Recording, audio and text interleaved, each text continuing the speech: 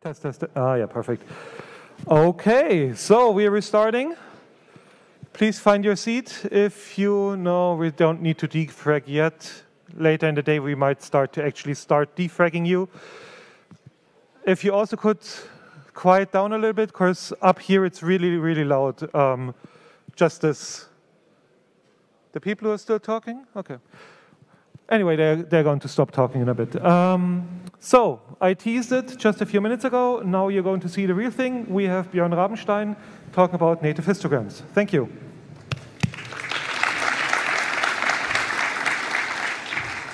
Thank you. Yeah, my name is Björn. I work for Grafana Labs, and I also do one thing or two in the Prometheus ecosystem. And my pet project for years has been the native histograms. This is not a talk about the native histograms in general. There have been too many of those already. If you've never heard about native histograms, if you're watching the recording of this, you should stop now and watch those other talks. If you're here in the room, that's not an option, but you can still watch it afterwards, right? So this is a view list. It starts with the historical context, then the middle one is PromCon 2019 in Munich, which is more than 3 years ago, which proves how long we have been working on this. It tells you all the stuff that where we started from, what was the plan. And the final one is actually 2 talks. This is the recent PromCon in 2022, where we where we showed what we have. And this talk now is about how histograms actually work in production. The abstract promise that I will talk about the compatibility with the OpenTelemetry new histograms, exponential histograms. Luckily, this topic is so important that there's a talk on its own, so I don't have to talk about it. So just watch the session later today. Okay, so let's start.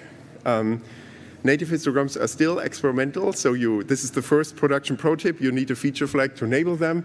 Everything could still break, but we are more and more confident that nothing will break, and this is actually more and more stable, but there's no guarantee yet, so be prepared, although we get more and more confident. Okay. Let's start with instrumentation, because that's where you start to use native histograms. When I submitted this talk, I was hoping that I could tell you it's all good, it's everywhere. Unfortunately, it's not. Client Golang is the official Go instrumentation library. It has released it. Here, the arrow, right? In 1.14, it's all released. That's cool. Client Java has it in a branch, and it's not quite complete. And there is no other official client library supporting it yet. The problem, quote unquote, is protobuf. Protobuf is of course not a problem, it's awesome, and it's very well suited for native histograms. That's why the one library that still supported the protobuf exposition format, although Prometheus didn't, has the support fully. If you enable that feature flag that I showed on the previous slide, you will actually get Prometheus back into the state where it's using protobuf.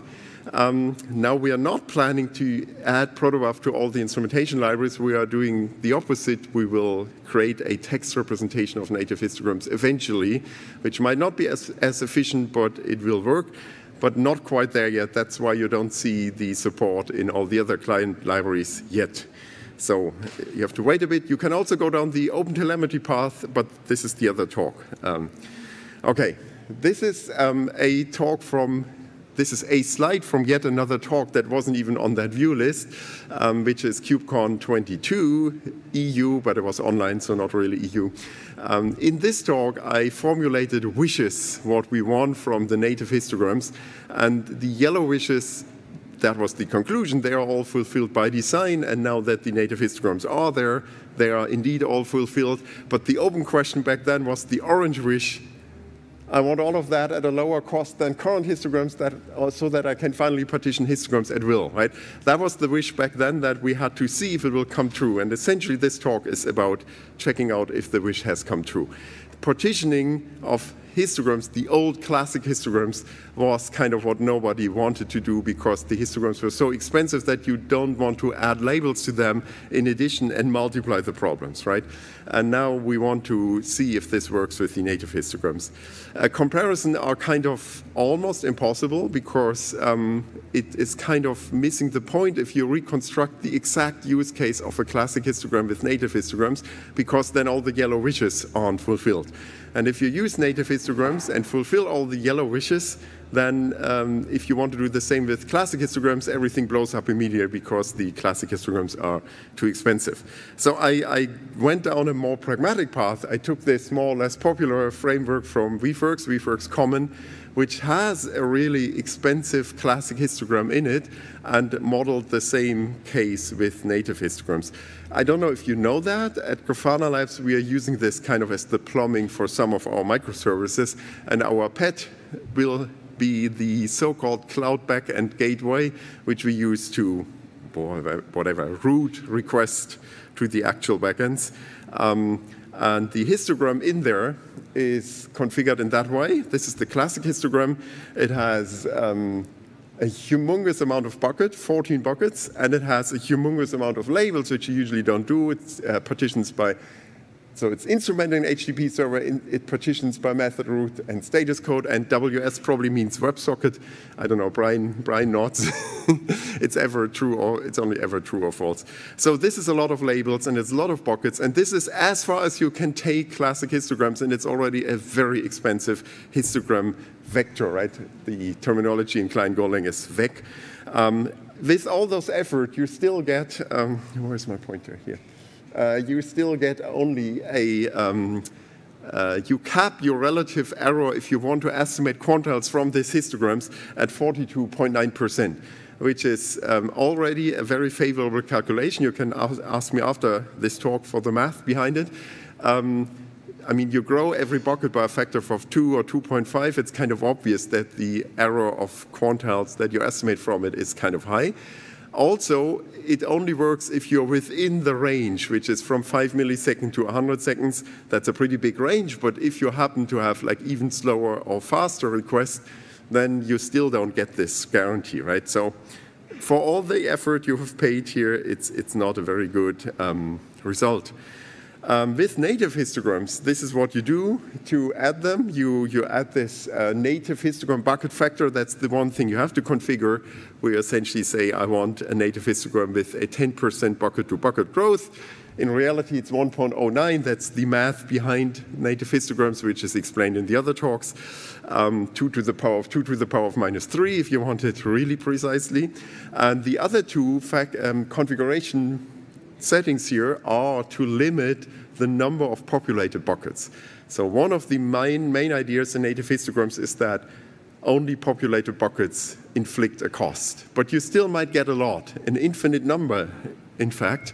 I'm not quite infinite, but like a lot. And so you might want to limit in production the number of buckets you're actually using. And in this case, I've configured this cloud native backend gateway to have at most 100 buckets per histogram, like per label combination. And if you ever hit this 100 bucket, you just reset the histogram and you start with only empty buckets.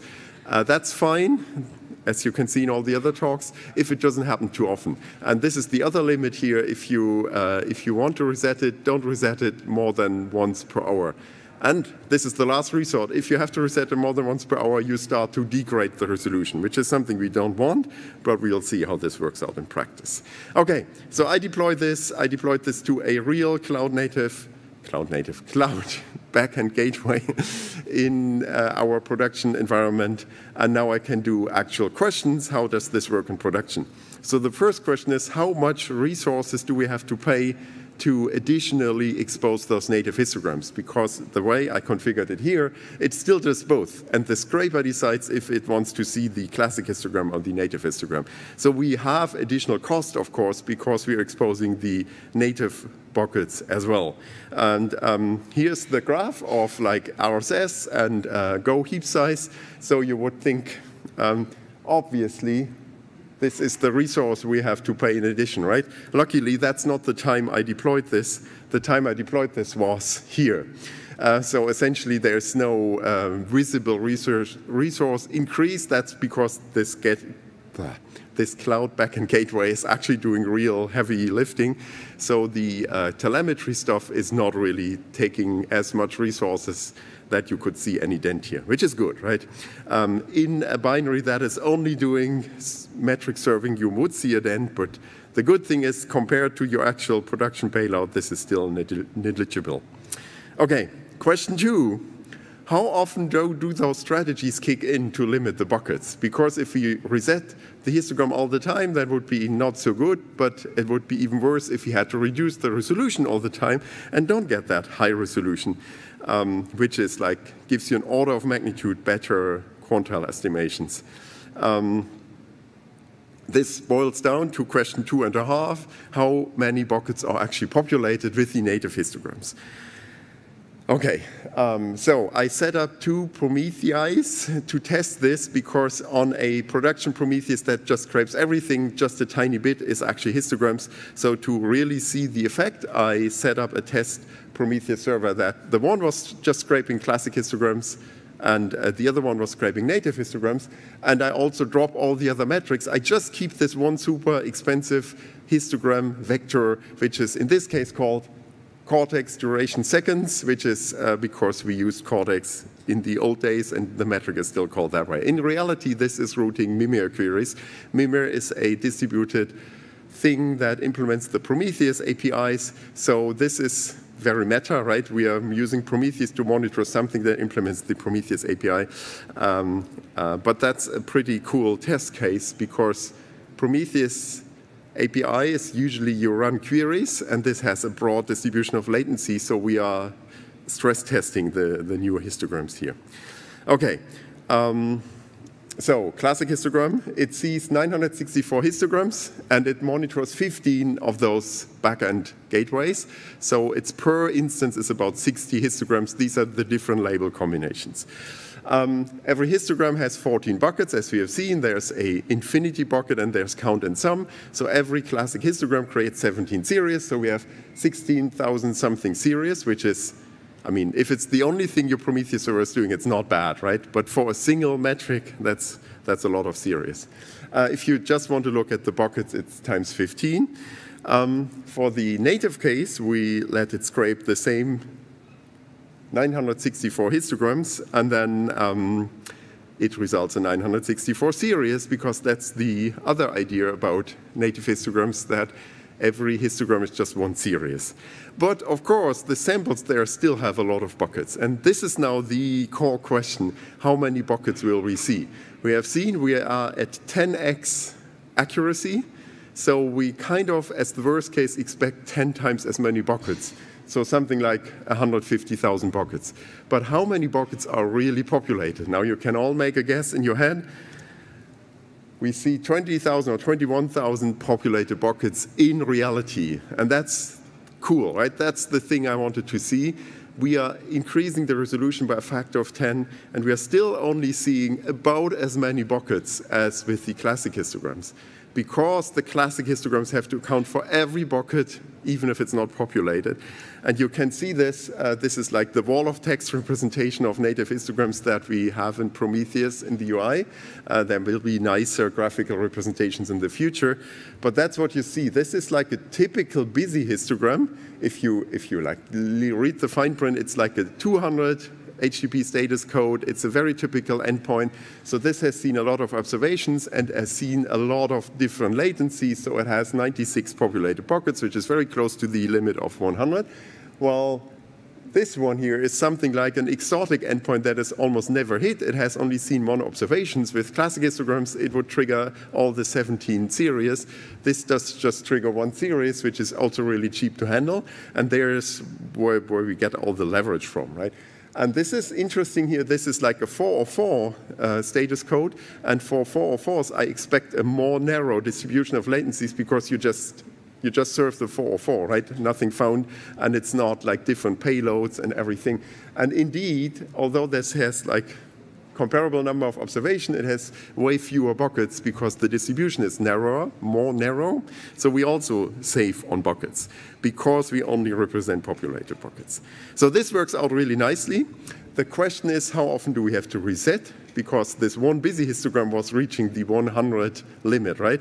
And in fact, we don't reset that often. And also what I like, the top 10 most reset histograms are all histograms which like serve it's the 200 status code, and it's actually serving the Prometheus API query endpoint where I expect a broad distribution of latencies. So it all makes sense. This is where we see resets at all, and we have like a handful of resets a day, even in those cases. And I found the worst case during my experiment of 2 weeks. It has seen 8 resets per day, and this is the graph. It's the count. So you see it goes up, and then you see the resets. And apparently there was a lot of traffic in this moment where you saw a lot of different latencies. So you had to reset the histogram quite often. But rarely would you hit this 1 hour limit where you have to reduce the latency. And that's the key question. How often did that happen? Occasionally, like it happened just a couple of times during the experiment. The problem is that there's a bug in the instrumentation library for Go where it essentially never switches back, although it could. And I discovered this while analyzing the data for this talk. Conference-driven development at its best. You can look up this issue. It's a bit complicated to explain why it happens, but once you see it, it totally makes sense. And I just have to fix it, right? Bartek, pull request incoming. He maintains that library. OK, so this all works out as I wanted to. So next question. When I scrape this, how much resources do I need on the Prometheus side? This is, again, the list from before, but now I added the RSS of the Prometheus, of both Prometheus, right? The classic one, the native one. RSS is almost the same, which is because I only scrape this one query, this one metric. So most of this is just baseline usage of Prometheus doing its thing, right? So we can't see so much. So I went down to the basement of this Prometheus server and looked at the storage it uses on disk, and Prometheus uses the same storage layout on disk and in RAM. So this kind of gives me an idea how much is actually used in terms of RAM and disk storage for the actual data for histograms. And here we see essentially we have fewer buckets to represent. Here we have many more, and only the populated ones that actually have data, but still we need only half of the storage. And if you look only at blocks, which is like minus the wall and whatever else Prometheus might store, this kind of factor 2 is even more pronounced. So bottom line here is you get 10 times the resolution for half the price, right? Good. OK, but maybe the queries are now way more expensive because it has to like get into all those advanced data structures and churn through all the data. This is the most popular query you do with a histogram. You calculate a quantile. And the graph look different left and right because the right one is with native histograms, and it's like so much more precise. So the right one is the truth, right? Or it's closer to the truth. There's a bucket boundary in the classic histogram at 100 milliseconds, and you kind of see this. This looks like some stopgap here where you hit this, right? So that's cool. And also, I mean, this query just aggregates everything into one, so it doesn't really make sense, but it churns through all the data. So in that case, the native histograms are even a bit faster, right? So 10 times resolution, faster query speed, cool. This is a more typical query where you just look at a specific endpoint with a specific status code, and this is the endpoint that is serving these like broad latency distributions with a PromQL query endpoint. So it's kind of stress testing the native histograms again, and then they are a bit like slower in execution time, but it's like, yeah, more or less in the noise. So we get this at reasonable performance speed. Now, the other important thing you want to do with histograms is heat maps. And heat maps with the classic histograms are kind of a joke, right? Because you have those like 10-ish buckets. And I like to say left is like Hubble and right is James Webb or something. So this is just amazing, right? If you look at this increase in resolution where you can graphically see it for humans, this is what we want, right? So this band, for example, this is where we have the smallest buckets in the classic histogram is 5 milliseconds. And there are actually a lot of requests that are faster than 5 milliseconds. It all ends up in this band. And here, the 5 millisecond line is approximately here. You see those exponential buckets nicely. And you see there is a whole story going on in this 5 millisecond band, right? And it's all resolved. It's beautiful.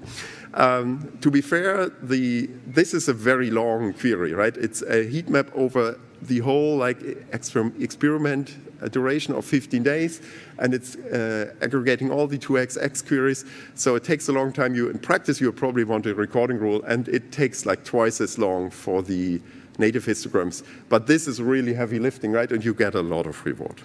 Okay, I think we are done here. This is everything in production. If you want to know the backgrounds, as said, watch the other talks. But the good news is it works, and it's beautiful, and it performs nicely. Thank you.